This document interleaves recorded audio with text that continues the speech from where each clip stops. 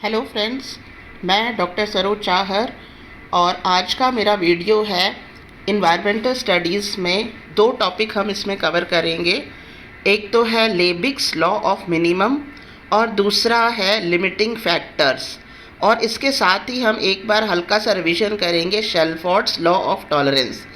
यानी ये जो तीनों प्रिंसिपल्स हैं, ये प्रिंसिपल है किस पर बेस्ड, एबायोटिक फैक्टर्स किस तरह से लिविंग ऑर्गेनिजम्स की ग्रोथ, उनकी पॉपुलेशन का डिस्ट्रीब्यूशन या उनकी स्पीशीज़ की जो डेंसिटी है उस पर किस तरह से प्रभावित करते हैं। तो यहाँ हम जो है किसका डिस्कशन करेंगे, Liebig's law of minimum and limiting factors and Shelford's law of tolerance. यानी हाउ एबायोटिक फैक्टर्स जो है वो प्रभावित करते हैं लिविंग ऑर्गेनिजम्स को। ठीक है, तो यहाँ हम एक एक को भी लेकर के चलेंगे और इनका कंपैरेटिव एनालिसिस भी करेंगे। तो सबसे पहले यहाँ हम लेते हैं Liebig's law of minimum. Liebig's law of minimum जो है ये वैज्ञानिक थे जर्मन के और इन्होंने 1840 में इस नियम को प्रतिपादित किया। इनका जो वर्क था ये था ऑर्गेनिक केमिस्ट्री पर बेस्ड था, ऑर्गेनिक केमिस्ट्री पर। और इन्होंने जो अपना वर्क किया वो किस पर था कि how plant growth is affected by minerals and nutrients, कि किस तरह से प्लांट की जो वृद्धि है वो मिनरल्स और न्यूट्रिएंट्स के द्वारा प्रभावित होती है। जबकि जो लिमिटिंग फैक्टर है, लिमिटिंग फैक्टर एफ ब्लैकमैन ने ये दिया था 1905 में। और ये जो ब्लैकमैन हैं ये वैज्ञानिक थे यूके ब्रिटेन के, और इनका जो वर्क था ये था फोटोसिंथेसिस के ऊपर। यानी इन्होंने फिजियोलॉजी, बॉटनी की फिजियोलॉजी, यानी कि प्लांट्स में किस तरह से फोटोसिंथेसिस है, रेस्पिरेशन है, एसिमिलेशन है, और उसमें से स्पेशली इनका वर्क बेस्ड था फोटोसिंथेसिस पर। ठीक है, तो हम यहाँ पर पहले एक एक को लेकर चलते हैं। हम पहले डिस्क्राइब करेंगे Liebig's law of minimum.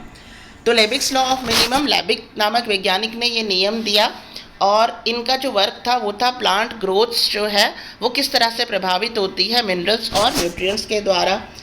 Actually इनसे पहले एक सिद्धांत दिया गया था ह्यूमस थ्योरी। ठीक है, इस थ्योरी के अनुसार क्या था कि प्लांट और एनिमल के जो रेसिड्यूज़ होते हैं जिनसे खाद बनती है, they are responsible for plant growth and development. यानी वो सफिशिएंट है, ह्यूमस बढ़ाते जाएंगे तो प्लांट जो है वो ग्रोथ करता जाएगा। ठीक है, ये सिद्धांत दिया था एल्बर्ट थायर ने दिया था। लेकिन लेबिग जो है ये इस सिद्धांत को पूरी तरह से एक्सेप्ट नहीं कर पाए, क्योंकि ये पाया गया कि ह्यूमस एक लिमिटेड टाइम तक जो ह्यूमस है तो तब तक तो प्लांट की ग्रोथ होगी, लेकिन उसके बाद में जो प्लांट की ग्रोथ है वो डिपेंड करती है कि उस सॉइल के अंदर मिनरल्स या न्यूट्रिएंट्स किस प्रकार के हैं। यानी केवल ह्यूमस के ऊपर प्लांट की ग्रोथ डिपेंड नहीं कर रही है। प्लांट की ग्रोथ किस पर डिपेंड कर रही है, various minerals which are present in the soil. ठीक है, इसके ऊपर जो है ये डिपेंड करता है। तो इनका नियम क्या था, plants proper growth and development also depends, यानी ह्यूमस पर तो डिपेंड कर ही रही है, also depends on various minerals पर भी डिपेंड करती है। हम कितना भी ह्यूमस दे दें और मिनरल प्रॉपर सप्लाई ना हो तो एक पॉइंट के बाद में प्लांट की ग्रोथ रुक जाएगी। यानी ह्यूमस पर्याप्त मात्रा में है, ह्यूमस और भी बढ़ा रहे हैं, लेकिन न्यूट्रिएंट्स जो उसको जितनी क्वांटिटी में चाहिए उतनी क्वांटिटी में यदि उस प्लांट को न्यूट्रिएंट नहीं मिलता है तो एक पॉइंट के बाद में प्लांट की ग्रोथ रुक जाएगी। और इन्होंने प्लांट की ग्रोथ में नाइट्रोजन, फास्फोरस और पोटेशियम, NPK जो मेन फर्टिलाइज़र्स होती हैं, नाइट्रोजन, फास्फोरस एंड पोटेशियम के फर्टिलाइज़र्स को अप्लाई किया और उसके बाद प्लांट के ग्रोथ पर इसकी स्टडी की कि किस तरह से fertiliser of nitrogen, potassium and phosphorus जो है ये प्रभाव कर रहे हैं प्लांट की ग्रोथ को। और इस कारण से लेबिग को फादर ऑफ फर्टिलाइज़र इंडस्ट्री भी माना जाता है। लेबिग्स लॉ ऑफ मिनिमम में हमने देखा कि इन्होंने केवल एक ही फैक्टर कंसिडर किया, वो क्या था, प्लांट ग्रोथ। और किस तरह से प्लांट की ग्रोथ को कौन प्रभावित कर रहा है? मिनरल की क्वांटिटी, यानी मिनरल किस और कौन सा मिनरल कितनी क्वांटिटी में चाहिए, इस चीज़ के ऊपर डिपेंड करती है प्लांट की ग्रोथ। तो इसका ओवरऑल हम कह सकते हैं क्या था? The growth of plant is limited by the amount of nutrient which is present in smaller quantity but all other are present in adequate amount. यानी किसी प्लांट को ग्रोथ के लिए जो जो मिनरल्स चाहिए, तो उनमें से वो मिनरल जो कम क्वांटिटी में है वो प्लांट की ग्रोथ को लिमिट कर देगा।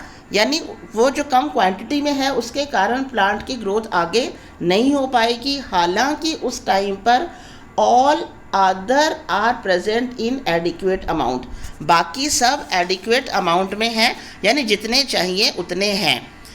इसे हम एग्जाम्पल से समझें तो ज़्यादा आसान होगा।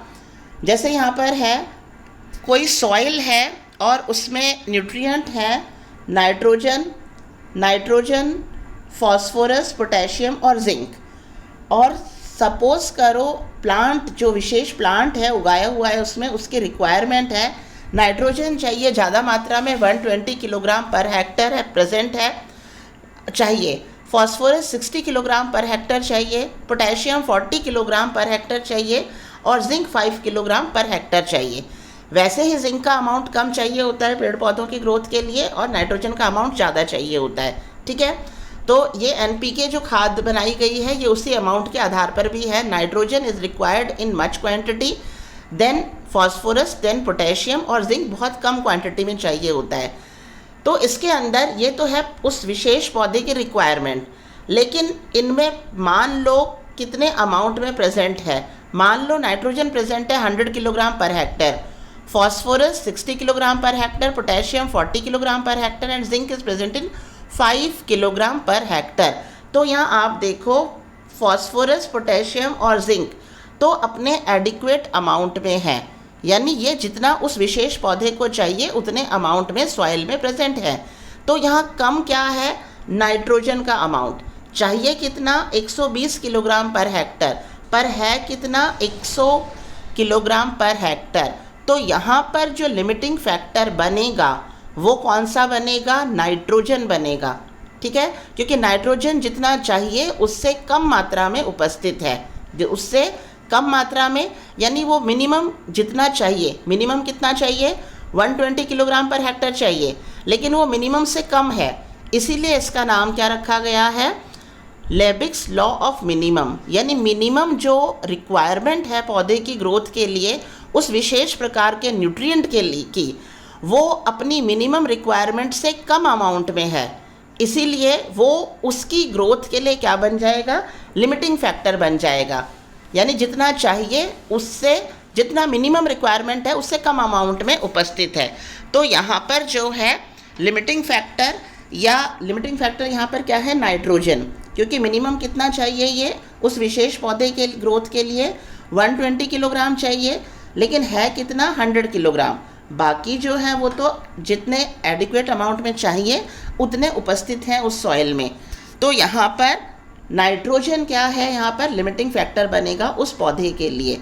तो अब उस सॉइल के अंदर नाइट्रोजन की मात्रा बढ़ाई जाएगी तो अब उसके पौधे की आगे ग्रोथ होगी, अदरवाइज उस पौधे की ग्रोथ एक सिचुएशन पर आकर के स्टॉप हो जाएगी, because nitrogen is not present in adequate amount.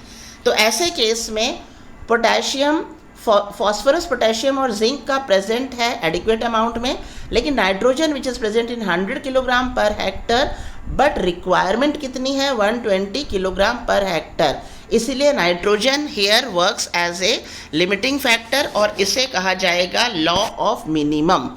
यानी हम अगर सिंपल शब्दों में कहें तो हर पौधे की जो स्पीशीज़ है उस स्पीशीज़ को जो न्यूट्रिएंट का अमाउंट है वो मिनिमम कितना चाहिए उतना होना ज़रूरी है।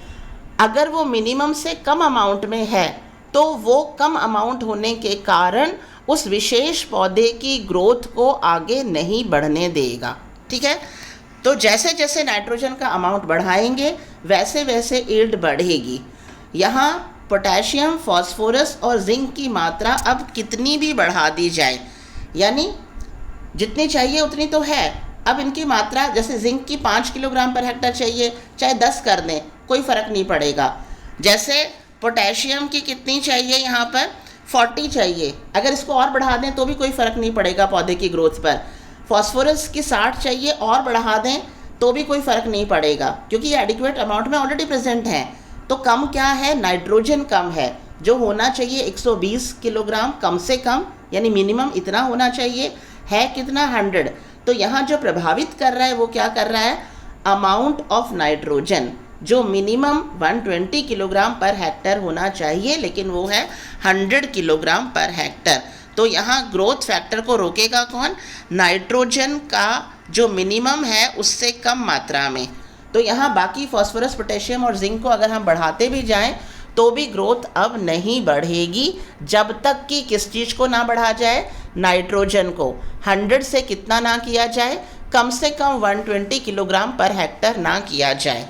ठीक है, तो इस तरह से इसे नाम दिया गया लेबिग्स लॉ ऑफ मिनिमम, यानी मिनिमम जो रिक्वायरमेंट है किसी भी मिनरल का ग्रोथ के लिए, प्लांट की ग्रोथ के लिए, अगर वो मिनिमम से कम है तो वो ही उसके ग्रोथ को आगे रोकेगा। बाकी एडिक्वेट अमाउंट में है, अगर उन्हें ज़्यादा बढ़ा भी देंगे तो भी प्लांट की ग्रोथ प्रॉपर नहीं बढ़ेगी।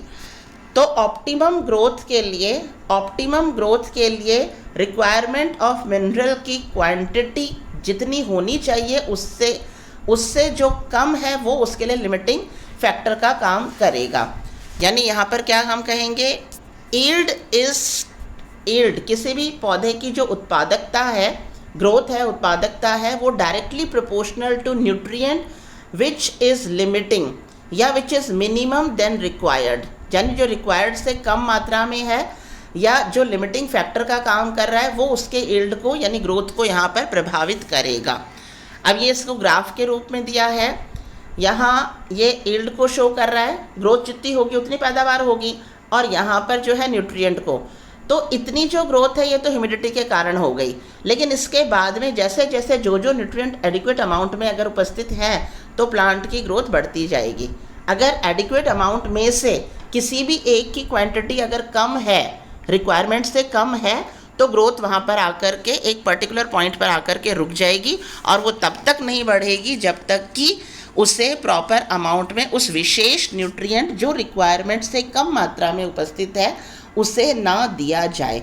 ठीक है, तो यहाँ पर अब हम जो एप्लीकेशन लेते हैं कि लेबिग्स लॉ ऑफ मिनिमम की उपयोगिता क्या है, क्यों हम इसे पढ़ते हैं। ठीक है, तो इसकी एप्लीकेशन है एग्रीकल्चर में। जैसे कोई खेत है तो उस खेत की सॉइल सैम्पलिंग ली जाती है, कोई विशेष प्रकार का उसमें उत्पादन करना है, चाहे गेहूं है, बाजरा है, ज्वार है, चना है, चाहे गन्ना है ना, तो उनकी क्या ली जाती है, सॉइल सैम्पलिंग की जाती है। तो सॉइल सैम्पलिंग से ये पता चलता है कि उस सॉइल के अंदर न्यूट्रिएंट्स और पीएच की मात्रा कितनी है। ठीक है, और वो जो विशेष पौधा या विशेष फसल जो उसमें उगानी है, उस फसल के लिए अलग अलग न्यूट्रिएंट्स की कितनी मात्रा चाहिए होती है, और उस सॉइल के अंदर जिस चीज़ की कमी होती है, जैसे नाइट्रोजन, फास्फोरस, पोटेशियम, जिंक या और कोई भी मिनरल है जो कम मात्रा में है, जो उस विशेष फसल के लिए चाहिए लेकिन उससे कम मात्रा में है, तो खाद के रूप में उसकी जो है कमी को दूर किया जाता है। तो इसकी एप्लीकेशन किस में है, इन एग्रीकल्चर।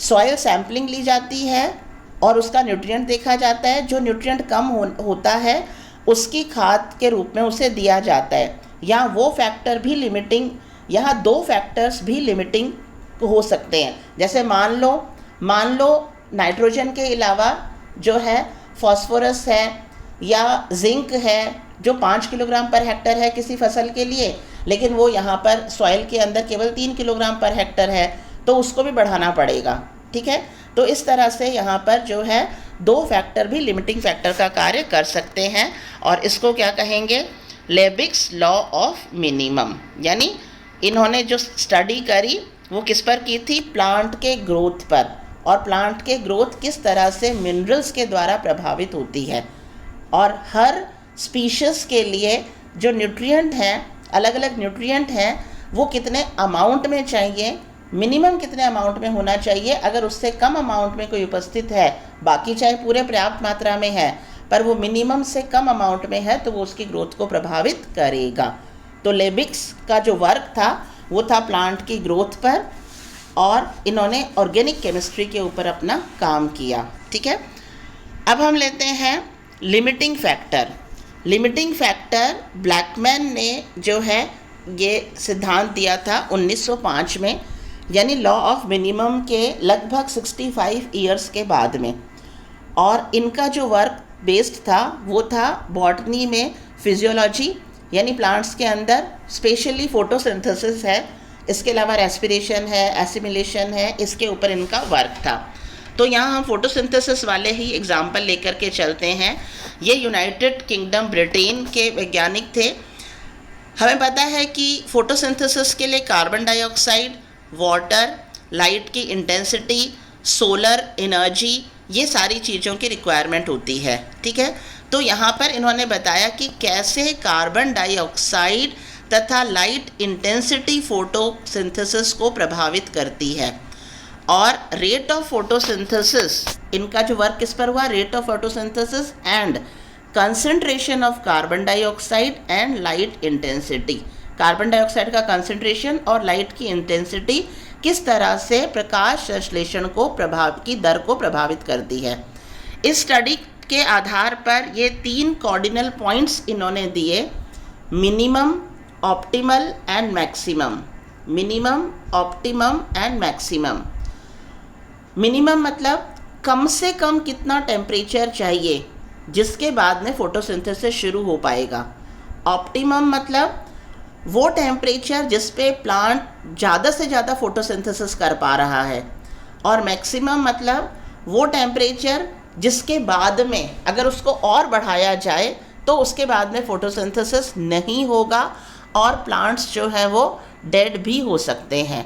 तो किस तरह से लाइट इंटेंसिटी या सोलर एनर्जी या कार्बन डाइऑक्साइड का कंसंट्रेशन किस तरह से फोटोसिंथेटिक रेट को प्रभावित करता है, इस आधार पर ये 3 कॉर्डिनल पॉइंट्स इन्होंने निकाले, मिनिमम, ऑप्टिमम एंड मैक्सिमम। यानी ऑप्टिमम मतलब जिसमें मैक्सिमम रेट ऑफ फोटोसिंथेसिस हो रहा है, तो मैक्सिमम रेट ऑफ फोटोसिंथेसिस के लिए कितना कंसंट्रेशन चाहिए कार्बन डाइऑक्साइड का, कितनी इंटेंसिटी होनी चाहिए लाइट की, और मिनिमम यानी इससे कम अगर कंसंट्रेशन हो रहा है कार्बन डाइऑक्साइड का तो फोटोसिंथेसिस नहीं होगा, इससे कम अगर इंटेंसिटी है लाइट की तो फोटोसिंथेसिस नहीं होगा, और मैक्सिमम यानी इस लेवल से ज़्यादा अगर कार्बन डाइऑक्साइड कंसंट्रेशन बढ़ता है तो भी फोटोसिंथेसिस नहीं होगा। लाइट की इंटेंसिटी भी एक पर्टिकुलर पॉइंट के बाद में अगर ज़्यादा बढ़ती है तो भी फोटोसिंथेसिस रुक जाएगा। ठीक है, तो यहाँ पर हम इस तरह से भी लिख सकते हैं इसको, ये मिनिमम, ऑप्टिमम एंड मैक्सिमम, कम से कम requirement to start the process.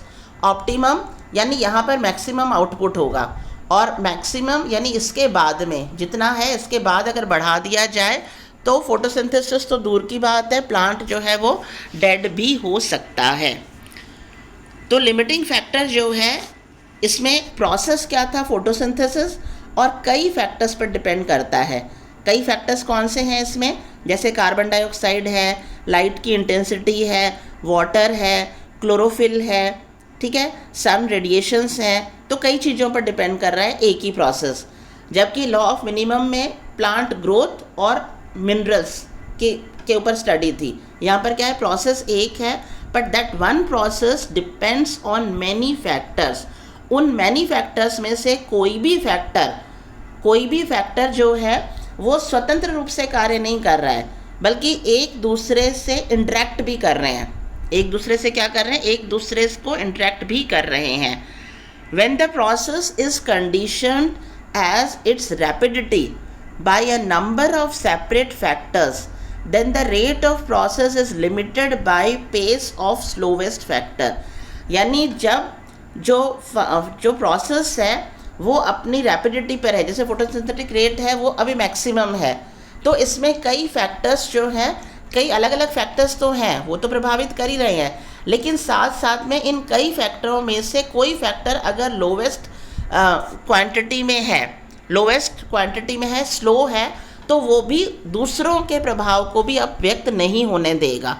ठीक है, यानी जब कोई प्रोसेस अपनी हाई रेट पर चल रहा है, जैसे हम इसे ग्राफ की सहायता से समझें, यहाँ पर ये दे रखा है रेट ऑफ फोटोसिंथेसिस और यहाँ दे रखा है concentration of carbon dioxide and intensity of light.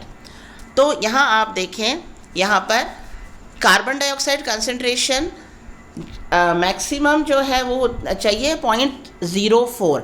अगर 0.04 से ज़्यादा बढ़ जाता है कार्बन डाइऑक्साइड तो उसके बाद में फोटोसिंथेसिस नहीं होगा। ठीक है, तो लो इंटेंसिटी ऑफ लाइट जो है उसमें रेट ऑफ फोटोसिंथेसिस यहाँ तक बढ़ा। कार्बन डाइऑक्साइड प्रॉपर अमाउंट में प्रेजेंट है जितना चाहिए, लेकिन लाइट कम है तो फोटोसिंथेसिस रेट केवल इतना ही बढ़कर रुक जाएगा। उसके बाद में although carbon dioxide is present in appropriate amount, वो 0.04 जितनी होनी चाहिए उतनी है, लेकिन अब उस कार्बन डाइऑक्साइड का यूज़ पौधा फोटोसिंथेसिस में नहीं कर पा रहा है क्योंकि लाइट जो है वो लो है। तो लाइट को थोड़ा और बढ़ाया गया, यानी यहाँ पर मिनिमम जो है इंटेंसिटी ऑफ लाइट दी गई, तो वापस फोटोसिंथेसिस बढ़ा थोड़ा सा, तो बढ़ा यानी इतना ये हुआ। ठीक है, उसके बाद देखा गया कि कार्बन डाइऑक्साइड अभी भी पूरी तरह से कंज्यूम नहीं हो पाई है, वो प्रेजेंट है लेकिन पौधे उसको यूज़ नहीं कर पा रहे हैं क्योंकि दूसरा जो फैक्टर है लाइट की जो इंटेंसिटी है वो अभी मीडियम ही है, तो लाइट की इंटेंसिटी को और बढ़ाया गया। तो लाइट की इंटेंसिटी को और बढ़ाने से ये पाया गया कि फोटोसिंथेसिस रेट और बढ़ी है और इस तरह से कार्बन डाइऑक्साइड जो प्रॉपर अमाउंट में ऑलरेडी प्रेजेंट था, यानी एक फैक्टर है, लेकिन दूसरे जो फैक्टर है वो यहाँ पर इंटेंसिटी ऑफ लाइट उसके ऊपर डिपेंड कर रहा है, यानी पूरा जो फोटोसिंथेसिस प्रोसेस है ये केवल कार्बन डाइऑक्साइड पर बेस्ड नहीं हुआ। तो ये किस पर डिपेंड हो गया, किसके कारण लिमिट हो गया इसका, इंटेंसिटी ऑफ लाइट पर। ठीक है, तो इस तरह से हम यहाँ देखते हैं carbon dioxide concentration and light intensity, दो फैक्टर्स को स्टडी किया गया एक साथ, किसके ऊपर, रेट ऑफ फोटोसिंथेसिस पर, यानी carbon dioxide which is present in appropriate amount, जो कितना होना चाहिए 0.04 तक ही यूज़ कर सकता है पौधा फोटोसिंथेसिस के लिए, वो है, लेकिन लाइट इंटेंसिटी अगर कम है तो उसमें उसको भी पूरी तरह से काम में नहीं ले पाया। फिर थोड़ी सी लाइट इंटेंसिटी बढ़ाई गई, मीडियम करी गई, तो थोड़ा और कार्बन डाइऑक्साइड उसने काम में लिया, लेकिन फिर भी पूरी अमाउंट में काम में नहीं आया। तो जितना मैक्सिमम यूज़, मतलब ऑप्टिमम हम कहें, ऑप्टिमम तक लाइट इंटेंसिटी को बढ़ाएंगे तो कार्बन डाइऑक्साइड जो है वो और जो प्रेजेंट है उसे काम में लेकर के फोटोसिंथेटिक रेट बढ़ी। तो यहाँ हम लेते हैं, जैसे बताया, लो light intensity, medium light intensity and high light intensity, और कार्बन डाइऑक्साइड कंसंट्रेशन 0.04% मैक्सिमम वो यूज़ कर सकता है पौधा फॉर फोटोसिंथेसिस, और लाइट इंटेंसिटी भी जो है दोनों सिस्टम की कितनी हो जाएगी, फोटोसिंथेसिस फर्स्ट और फोटोसिंथेसिस सेकंड की लाइट इंटेंसिटी जब तक दोनों की समान नहीं हो जाती है तब तक वो लाइट इंटेंसिटी को ऑप्टिमम यूज़ कर सकते हैं, और वो होती है 700 नैनोमीटर और 680 नैनोमीटर। तो जब ये वाली लाइट इंटेंसिटी आ जाती है तो उस समय मतलब ऑप्टिमम जो है फोटोसिंथेसिस होगा। इसी प्रकार टेम्परेचर का प्रभाव कैसे पड़ेगा किसी भी इक्वेशन के ऊपर, जैसे यहाँ अगर हम फोटोसिंथेसिस कर रहे हैं तो कोई भी फिजियोलॉजिकल एक्टिविटी है, it requires some specific enzymes, और एंजाइम्स जो होते हैं वो पर्टिकुलर टेम्परेचर पर ज़्यादा एक्टिव होते हैं।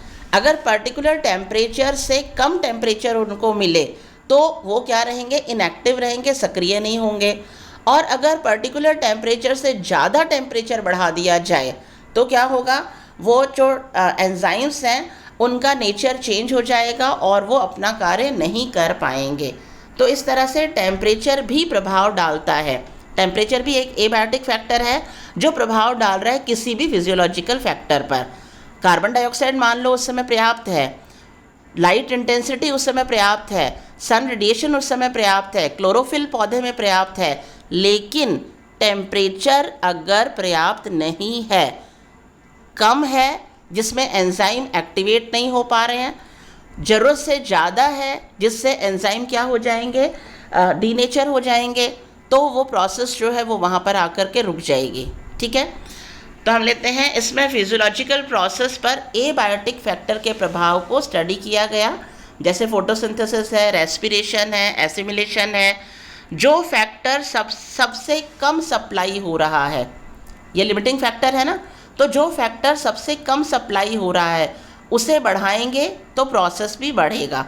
जैसे यहाँ बताया था कि कार्बन डाइऑक्साइड तो प्रॉपर अमाउंट में ऑलरेडी प्रेजेंट है, लेकिन क्या चीज़ नहीं है, लाइट इंटेंसिटी कम है, तो उसे बढ़ाएंगे तो फोटोसिंथेसिस बढ़ेगा। जैसे टेम्परेचर का साथ में अगर लेते हैं, कार्बन डाइऑक्साइड पर्याप्त है, लाइट इंटेंसिटी भी पर्याप्त है, लेकिन टेम्परेचर यहाँ लिमिटिंग फैक्टर काम करेगा अगर वो पर्याप्त नहीं है तो, है ना। तो उसे बढ़ाएंगे तो फोटोसिंथेसिस प्रॉपर अमाउंट में होगा। तो 2 या 2 से 3 फैक्टर मिल करके किसी एक प्रोसेस को कंप्लीट करने में या ऑप्टिमम लाने में सहायक है। तो इनमें से इसका मतलब जो प्रोसेस है ये रिलेटिव अमाउंट पर डिपेंड कर रहा है। किस पर डिपेंड कर रहा है? रिलेटिव अमाउंट पर। जबकि लॉ ऑफ मिनिमम में क्या था, नाइट्रोजन, फास्फोरस, पोटेशियम और जिंक का जो एग्जाम्पल दिया था, जिंक पोटेशियम फास्फोरस कितना भी बढ़ा दो, लेकिन जो है नाइट्रोजन अगर कम है तो नाइट्रोजन को बढ़ाना पड़ेगा तो ही आगे की ग्रोथ होगी। पर यहाँ पर क्या है, कार्बन डाइऑक्साइड प्रॉपर अमाउंट में है, फिर भी पौधा उसको काम में नहीं ले पा रहा है क्योंकि लाइट इंटेंसिटी कम है, या लाइट इंटेंसिटी प्रॉपर अमाउंट में है, कार्बन डाइऑक्साइड भी प्रॉपर अमाउंट में है, फिर भी वो रिएक्शन नहीं हो पा रही है क्योंकि टेम्परेचर प्रॉपर अमाउंट में नहीं है। तो टेम्परेचर अगर बढ़ाएंगे तो वो रिएक्शन आगे संपन्न होगी। यानी यहाँ पर रिलेटिव अमाउंट फैक्टर्स जो है, एबायोटिक फैक्टर्स, उनके रिलेटिव अमाउंट पर प्रोसेस डिपेंड करता है। ये वही चीज़ बताई है, फोटोसिंथेसिस बढ़ाना है तो जो फैक्टर इन्वॉल्व हैं उनको प्रॉपर रेशियो में रिक्वायर्ड है, तो वो प्रॉपर रेशियो में बढ़ाने पड़ेंगे। जबकि लॉ ऑफ मिनिमम में क्या है, रेशियो की कोई ज़रूरत नहीं है, वहाँ पर कोई विशेष जो मिनिमम इतना चाहिए उससे कम है तो वो ग्रोथ को प्रभावित करेगा, बाकी कितने भी बढ़ा दो उसमें कोई रेशियो से फ़र्क नहीं पड़ेगा। ठीक है। अब हम यहाँ पर लेते हैं रिलेटिव अमाउंट, इम्पॉर्टेंट है यहाँ पर।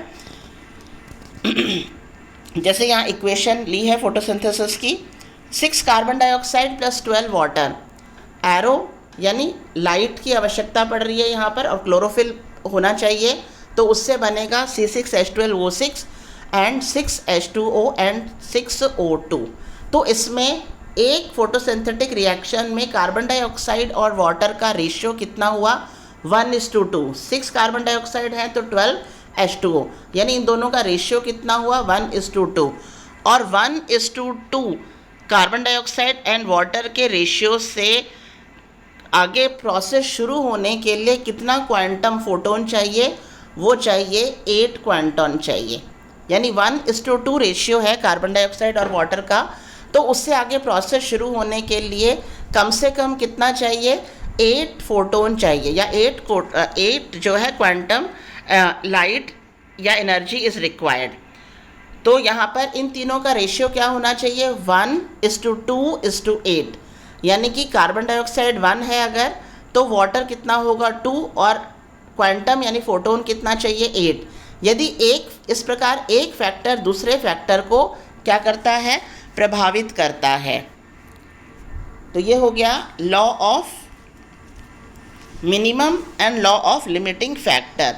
Law of minimum which is given by Liebig and which is based on plant growth and mineral या nutrients required for plant growth, and limiting factor which is based on photosynthesis या physiological activities, और ये किस पर depend करता है, various factors के ratio के ऊपर डिपेंड करता है।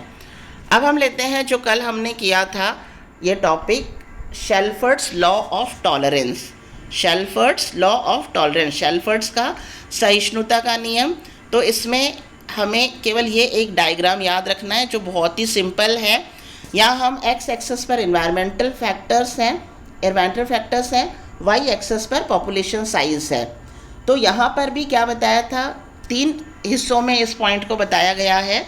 यहाँ हम ले ऑर्गेनिज्म की सक्सेस, किसी भी ऑर्गेनिज्म की सक्सेस के लिए 3 पॉइंट्स हम बांट सकते हैं, minimum, maximum and optimum abiotic factor. यानी मिनिमम जितना चाहिए उससे अगर कम है तो किसी भी ऑर्गेनिज्म की ग्रोथ नहीं होगी। मैक्सिमम जितना सहन कर सकता है उससे अगर ज़्यादा है तो भी ऑर्गेनिज्म की ग्रोथ नहीं होगी। और एक होता है ऑप्टिमम, जिसमें ऑर्गेनिज्म की ग्रोथ है, रिप्रोडक्शन रेट है, वो सबसे ज़्यादा होती है, यानी बहुत कंफर्टेबल जोन है। ऑप्टिमम वाला कंफर्टेबल जोन है। और मिनिमम और मैक्सिमम में क्या है, ठीक है कम से कम इतना होगा तो इतना सहन होगा, ज़्यादा से ज़्यादा इतना सहन कर सकते हैं। जैसे अगर हम अपने ऊपर लें, ऑप्टिमम टेम्परेचर जो हमें चाहिए फेवरेबल, जिसमें हम अपने आप को बिल्कुल कंफर्टेबल फील करते हैं। मैक्सिमम यानी उससे ज़्यादा तो बिल्कुल ही टॉलरेट नहीं कर सकते। मिनिमम माइनस में अगर हो जाए तो उससे कम हम सर्वाइव नहीं करेंगे, फ्रीज़ हो जाएंगे, हमारे ऑर्गन्स जो है वो काम नहीं करेंगे। और इसी तरह से population survival condition, population survival condition में जैसे बताया था यहाँ पर ये जो बीच वाला पार्ट है, जो ऑप्टिमल रीजन है, यहाँ पर पॉपुलेशन सर्वाइवल कंडीशन सबसे ज़्यादा होगी। किसी भी जीव की पॉपुलेशन यहाँ पर सबसे ज़्यादा होगी ऑप्टिमम वाले में। इसमें फिटनेस भी सबसे बेस्ट होगी, मैक्सिमम ग्रोथ होगी और हाई रिप्रोडक्शन रेट होगा। इससे लेफ़्ट साइड में जाएं या राइट साइड में जाएं, यानी मिनिमम की तरफ जाएं या मैक्सिमम की तरफ जाएं, तो मिनिमम में एक लिमिट आएगी, यानी इतना तो फिर भी ये लोग सहन कर लेंगे, लेकिन यहाँ पॉपुलेशन जो है वो रिड्यूस हो जाएगी, संख्या में कम होगी। इसी तरह से यहाँ भी फ्यू ऑर्गेनिजम्स, यानी पॉपुलेशन कम होगी। क्या होगी, पॉपुलेशन कम होगी। और ये कहलाता है जोन ऑफ स्ट्रेस, यानी वो कंफर्टेबल नहीं है, हाँ सर्वाइव कर रहे हैं, लेकिन उसमें उतना ग्रोथ, उतना कंफर्टेबल, उतना रिप्रोडक्शन रेट नहीं है, एक स्ट्रेस में रह रही है वो पॉपुलेशन। तो ये क्या कहलाता है, range of tolerance, range of tolerance, और इस जोन को कहते हैं जोन ऑफ स्ट्रेस, ठीक है। और एक लिमिट मिनिमम से और कम अगर हो जाएगा तो जोन ऑफ इनटॉलरेंस, यानी अब सहन नहीं होगा, तो यहाँ पॉपुलेशन 0 होगी, ठीक है। इसी तरह से यहाँ पर ये मैक्सिमम से भी ऊपर चला गया तो जोन ऑफ इनटॉलरेंस, यानी यहाँ भी कोई भी पॉपुलेशन है किसी पर्टिकुलर स्पीशीज़ की वो 0 होगी, वो ऑर्गेनिज्म यहाँ पर नहीं पाया जाएगा। और इसी तरह से थर्ड इसमें क्या है, डिस्ट्रीब्यूशन ऑफ स्पीशीज़, जो अभी बताया। ऑप्टिमल जोन, ऑप्टिमल जोन में डिस्ट्रीब्यूशन सबसे ज़्यादा होगा। जोन ऑफ स्ट्रेस में कम होगा डिस्ट्रीब्यूशन, क्योंकि स्ट्रेस में रह रहे हैं, बहुत ज़्यादा कंफर्टेबल नहीं कर रहे हैं। और इनटॉलरेंस में डिस्ट्रीब्यूशन ऑफ स्पीशीज़ क्या होगा, 0 होगा। तो इस तरह से यहाँ पर इसमें हमने ये तीनों, इस यूट्यूब में आपके तीनों पॉइंट कवर हो जाते हैं, जो हमारी इकोलॉजी में how abiotic factors effect growth, rate of reproduction और फिजियोलॉजी या other activities of living organism. तो इसमें इम्पॉर्टेंट हमारे सिलेबस में क्या है, लेबिक्स लॉ ऑफ मिनिमम, दूसरा है ब्लैकमैन्स का लिमिटिंग फैक्टर। इसमें वैज्ञानिक का नाम अगर नहीं आता है तो भी हमें ये लॉ ऑफ मिनिमम के नाम से, लिमिटिंग फैक्टर्स के नाम से, या लॉ ऑफ टॉलरेंस, ठीक है, शेल्फर्ड्स लॉ ऑफ टॉलरेंस, तो ये किसी भी नाम से आपको एग्ज़ाम में आ सकता है। अलग अलग ही क्वेश्चन पूछे जाते हैं, ये तीनों का एक साथ कभी नहीं पूछा जाता है, अलग अलग ही पूछा जाता है। हाँ कंपेयर पूछ सकते हैं, कंपेयर भी किसका, ये लॉ ऑफ मिनिमम का और लिमिटिंग फैक्टर का, पर सामान्यतः अलग अलग पूछा जाता है। तो इसके साथ ही मेरा टॉपिक ख़त्म होता है। Thank you.